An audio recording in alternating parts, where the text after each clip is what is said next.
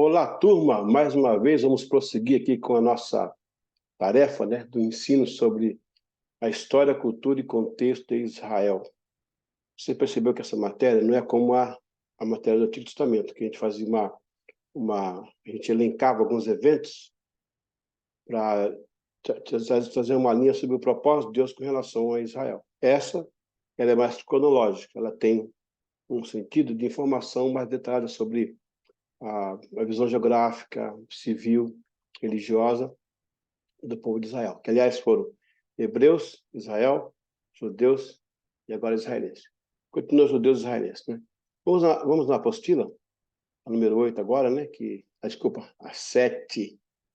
Então, módulo 2, disciplina 5, a primeira do módulo 2, né? Aula número 7 agora. Vamos então falar um pouquinho sobre essa questão de Israel ainda. A aula hoje vai ser sobre, já ainda na nossa cronologia, o período otomano, né? O mandato britânico, o Estado de Israel e Guerra da Liberdade. Então, com essa matéria de hoje, eu acho que com essa aula próxima, a gente encerra esse espaço cronológico que nós estamos fazendo. Aí vamos falar um pouquinho sobre a questão mais cultural do povo de Israel. Costumes, roupa, comida,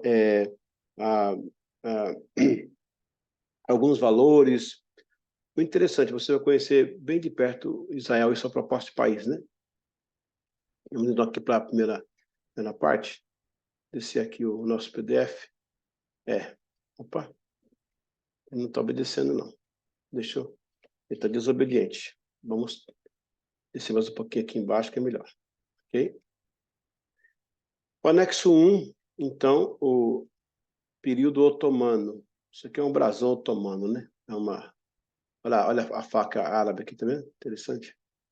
Aula 7, parte 1. Deixa eu aumentar para vocês aqui melhor. Lembrando a vocês que aqui estão algumas dicas de didática, gente, ó. Ler de novo isso aqui, né, com caneta e papel para anotar informações, ter um tempo de leitura, assistir os vídeos, né? Prestar atenção no FFA, que é a frase de fixação acadêmica, aquelas frases negritas, né? E conversar com os colegas aí para discutir a matéria. Vamos então abrir aqui para ficar melhor para você enxergar. O período otomano, ele vai de 1516 a 1000... Meu Deus, subiu aqui de novo, espera um pouquinho. Tá de vinheta aqui o negócio hoje, espera aí. Realmente. Vamos lá, vamos aqui de novo aqui embaixo. Aqui. O período otomano, ele vai de 1516 a 1907. Eu tenho sempre voltado na cronologia, para você entender melhor, né? Então, nos idos de 1453, quando o Império Otomano surge, o Império Mameluco já está enfraquecido, e assim eles conquistam Israel. Aí, e se estabelece. Aí termina aí, nesse caso, a Idade Medieval, né? Vai começar a Idade Moderna. Aí vai vir o Iluminismo, a Revolução Industrial, e depois era a Idade Contemporânea. Durante esse período, houveram significativas mudanças e progresso em Israel. Por exemplo, é publicado o Código da Lei Judaica, o Shulchan Aruch, em 1860, primeiro bairro construído fora dos muros da cidade de Jerusalém. Então, você percebe aí que em 1860, antes de falar em palestinos, olha aí, os judeus já estão se restabelecendo com o enfraquecimento do poder do Saladino lá, daquele pessoal, mamelucos, né? Agora, os otomanos fizeram essa conquista, deixaram um pouquinho mais aberto. Então, Israel está voltando. E com isso estão trazendo com eles algumas pessoas escravas, né? Não é que escravos, trabalhadores também. Alguns também eram escravos, né? E esses eram os que são chamados hoje de palestinos, que eles se apoderaram do nome para defender uma região que não é deles, né? Que agora tem que arrumar, porque eles já estão lá, já é um grupo formado, tem que ter consideração, porque é um ser humano, né, gente? Em 1882 a 1903, a primeira aliá, que é a imigração de grande escala. Aí você começa a ver que os russos começam a voltar para aquela região de Israel. Olha, esses dados são importantes que eu estou dando aqui, tá? Em 1897, a fundação da Organização Sionista, por Theodor Herzl, da Basileia, Suíça. Então, esse suíço, ele vai fundar a Organização Sionista. Por que sionista, pessoal? Vem de Sião, né? Monte Sião. Jerusalém. Em 1904 a 14, aí vem a Segunda Guerra, aí vem a Segunda Aliá, principalmente da Rússia e Polônia, 1909. Notando que ainda não está a Segunda Guerra Mundial, tá?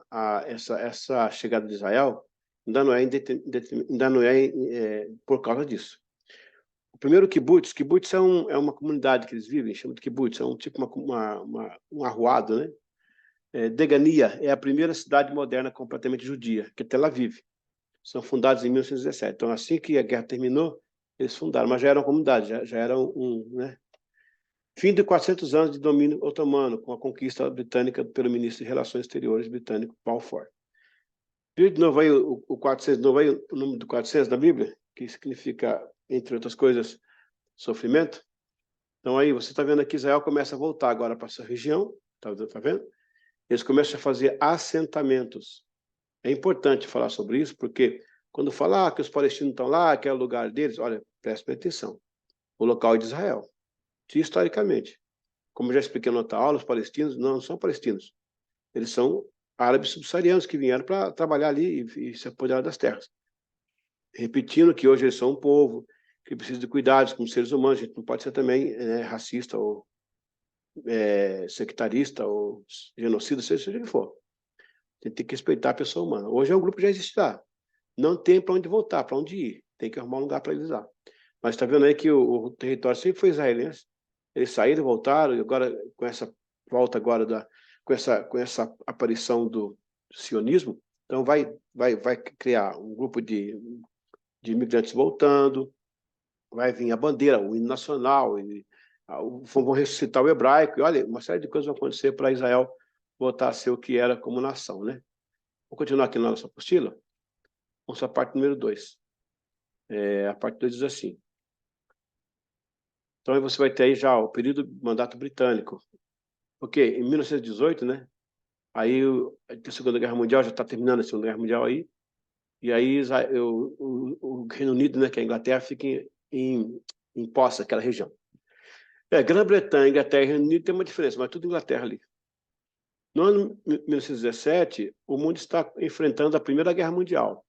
E nas tarefas de guerra, a Grã-Bretanha, após tomar a região do Oriente Médio, das mãos dos turcos otomanos, conquistou Israel dos otomanos, em 23 de julho de 1918, e reconheceu os direitos do povo judeu para estabelecer um lar nacional da Palestina, como era chamada a terra de Israel. Então, quer dizer, eles cometeram um erro analfabético, né, de chamar de Israel de Palestina. Então, os britânicos aí que deram essa burrada aí, né, chamar de burrada foram deles, né.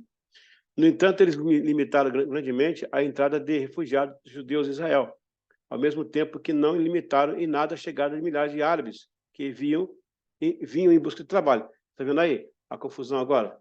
A Inglaterra fez uma coisa aí desproporcional, né? Ela limitava a chegada dos judeus, mas liberava os árabes entrar. Aí, olha que deu, né? No entanto, eles limitaram grandemente, ok, já falei sobre isso aí, mesmo após a Segunda Guerra Mundial, eles queriam dividir o mandato britânico da Palestina, que é a chamada Palestina, em um mandato árabe, Estado árabe, que se tornou hoje em dia a moderna Jordânia, ou Estado judaico do Estado de Israel. O lado oriental de Israel é que a Jordânia, biblicamente, é pós-Israel. Um dia voltará a Israel, mas é um assunto que apenas Deus poderá interferir. Realmente, se você vê a divisão que Josué fez, a Jordânia é Israel ainda, né? Mas vai voltar um dia. Eu não me pergunte quando, não sou escatologista, mas é interessante que a posse foi dada e vai retornar para quem é de direito, né? Vamos lá, então. Aí vamos ter o Estado de Israel já. Agora você tem a vitória da Segunda Guerra Mundial sob o mandato dos turcos otomanos, né? E agora inicia-se, então, essa nova era aí. Israel vai tendo a cobertura das Nações, na época não era Nações Unidas, era a Liga das Nações, não era Nações Unidas, né? E aí eles começaram a voltar e se assentar. Aí, em 1948, vai ter independência, porque vai haver um movimento na ONU para reconhecer o Estado de Israel. Com o crescimento do sionismo, movimento de remanescentes judaicos, o assunto Israel, o país Israel, já era alvo de controvérsias. Havia a declaração de Balfour, em 1917, apoiando o sionismo, e o livro branco de 1939, que coibia o povo judeu. Durante o período da Segunda Guerra Mundial, os judeus foram perseguidos, violentados e mortos. Dessa forma, ocorreu uma imigração de judeus para... Então, aí quando vem a Segunda Guerra Mundial com Hitler, né? Isso que o Hitler fez, empurrou os judeus. Duas coisas aconteceram aí. Eles empurraram os judeus de volta para Israel e houve uma comoção mundial de dó, né, de pena, porque massacre de 6 milhões de judeus, gente, em câmara de gás, em outras execução de tiro e olha lá, e manipulação de, meu Deus do céu, tortura. Então, isso na verdade, ocasionou duas coisas aí. A volta em massa de Israel, já que estava meio que liberado a região, e essa comoção mundial que ajudou depois da criação do Estado.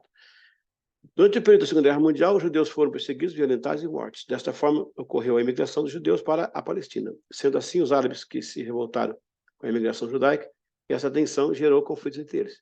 Depois da Segunda Guerra Mundial, os britânicos entregaram a região para a redução das Nações Unidas. O início foi um plano de partilha de território palestino entre árabes e judeus. Este plano consistia na criação de 2 estados independentes e um regime internacional para administrar Jerusalém, cidade sagrada para os judeus. Opa, agora adiantou. Para os judeus e muçulmanos e cristãos. Realmente, em Jerusalém se concentram essas 3 maiores potências religiosas do mundo, né? A sessão histórica da Assembleia Geral da ONU foi presidida por Oswaldo Aranha, um brasileiro. Em 14 de maio de 1948 foi declarada a independência do Estado de Israel por David Ben-Gurion, que é o nome que leva hoje o aeroporto, né? Lá, quando a gente desce em Israel, tem o aeroporto. Bom, aí, o que aconteceu?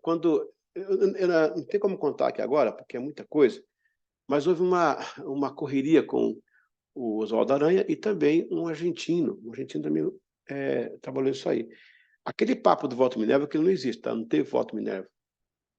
Apenas o Oswaldo Aranha aproveitou que ele era o presidente da sessão e ele trouxe o assunto em pauta para ser votado. E antes dele fazer isso, ele ligou para ele, o argentino, ligou para todos os embaixadores da ONU, todos os representantes de países, e conseguiu o maior voto possível. E foi esses votos que deram a Israel a independência. Então, mas agora vai ter a reação dos árabes, né? Não vão aceitar.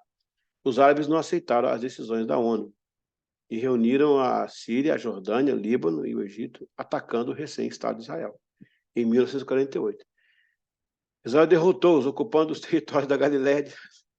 Eu dou risada porque, gente, o povo de Israel não tinha nem se formado ainda. Estavam chegando em casa, botando a mala no chão, os caras vieram contra isso. Olha, 1, 2, 3, 4 nações. E Israel se levantou e, além de derrotá-los, tomou a posse deles ainda. E depois ficou negociando para devolver para eles. E eles, com cara de taxa, né, com cara de mico, né, teve que aceitar, de cabecinha baixa, né? Israel devolveu os territórios. Síria, Jordânia, Líbano, Egito atacando o recém-Estado de Israel em 1948. Israel derrotou os ocupantes do território da Galiléia, de Negev, que é ao sul, né, e Cisjordânia, que é ao oriente. Esta foi conhecida como a Guerra da Independência. Em 1949, houve pressão das nações, veio uma pausa nos conflitos e foi estabelecida uma faixa de fronteira no mapa para os limites do território israelense. Então, Israel, com muito carinho, né, devolveu para o pessoal até aqueles vieram atacá-los. Isso não durou muito, pois alguns países ficaram marginalizados. Por exemplo, a faixa de Gaza estava com o Egito, a Cisjordânia e o leste de Jerusalém estavam com a Jordânia. Esses casos levaram muitos árabes a serem expulsos dos territórios. Depois da Segunda Guerra Mundial, os sobreviventes do Holocausto migraram para Israel. Ao mesmo tempo, muitas pessoas trazidas como escravos da África subsaariana, tá vendo aí, ó, estavam perambulando por aquelas regiões, às vezes ocupadas, outras vezes inóspitas. Quando, de fato, por historicidade e por lei das Nações Unidas, os israelenses retomaram suas terras. Essas pessoas se veem no direito de reclamarem para si então, inicia-se o período que vai dar origem ao povo chamado palestino. Então, como eu estava te falando, como a gente falou nas outras aulas, né, que não é o que eu estou falando, né, gente? É a história que está falando, não é o que eu estou falando. Então, eles vinham da África subsaariana, aquele povo todo. Alguns árabes tinham chegado e estabeleceram ali no território de Israel. Israel volta que é o seu lugar, por direito. E agora os árabes também não abrem mão da área deles para entregar para esses africanos subsaarianos. Apesar que eles falam árabe, não quer dizer que são árabes, né? Você tem que entender árabe por 3 camadas, né? A linguagem, a religião e a etnia. Linguagem, todo mundo fala árabe. A linguagem, o Egito é árabe, todo mundo é árabe. A Jordânia é árabe e vai por aí fora. Na religião, difere. Alguns são muçulmanos, outros são cristãos, outros são católicos, protestantes. Na etnia também, aí é mais diferente ainda. O egípcio é egípcio mesmo. O iraquiano é persa. Né? Então, assim, Eles vieram e pegaram a língua para si, o árabe, e tomaram o nome que não era deles, para dizer que tinha alguma posse ali. Então, esse que é o cerne. Então, você viu aí a última derrota do Império Otomano, e assumida pelo mandato britânico de Israel, depois entrega para as Nações Unidas, ela faz o Estado de Israel e entrega para eles os territórios que vão ser alvos de conflito até hoje. A gente volta na próxima aula com mais informações sobre história, cultura e contexto de Israel, tá bom? Deus abençoe.